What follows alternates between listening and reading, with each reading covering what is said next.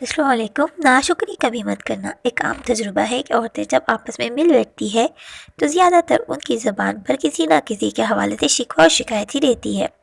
ایسی عورتیں ہر کسی کے سامنے اپنے دکھڑے روتی نظر آتی ہے، جیسے کہ ان سے زیادہ دکھی اور تکلیف میں کوئی نہیں، حالانکہ حقیقت بالکل اس کے برخلاف ہوتی ہے۔ ایسی عورتیں اپنی زندگی میں کسی حال میں بھی مطمئن نہیں ہوتی، ان کے پاس سب کچھ ہوتے ہوئے بھی اپنے اداسی اور مایوسی کا کوئی نہ کوئی جواز ضرور موجود ہوتا ہے۔ ایسی عورتوں میں جتنا مادہ حسد و جلن کا ہوتا ہے، اتنا ہی برداشت کی کمی پائی جاتی ہے۔ حسد کرنا، دوسروں کی ٹھو میں لگے رہنا، بھلا یہ کہا کہ عقل مندی ہے اور دانش مندی ہے۔ آپ کی زندگی میں جو کچھ موجود ہے ان کی قدر کیجیے، ان چیزوں کا رونا مت روئیے جو آپ کے پاس نہیں ہے۔ ذرا سوچئے، جو کچھ آپ کے پاس ہے کل نہ ہوا تو آپ کیا کرنے لگے گی؟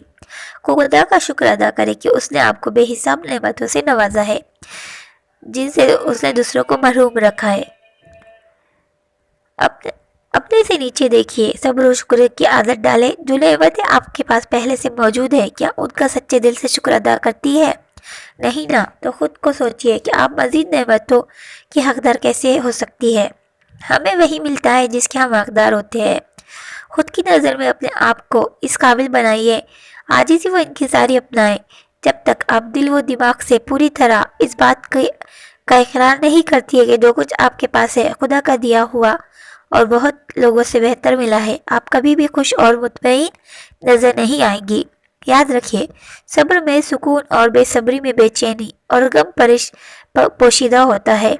شکر سے نعمتوں میں اضافہ ہوتا ہے، جبکہ ناشکری سے نعمتوں کا زوال شروع ہو جاتا ہے۔ ابھی آپ پر ہے کہ آپ کیا چاہتی ہے۔ اللہ حافظ۔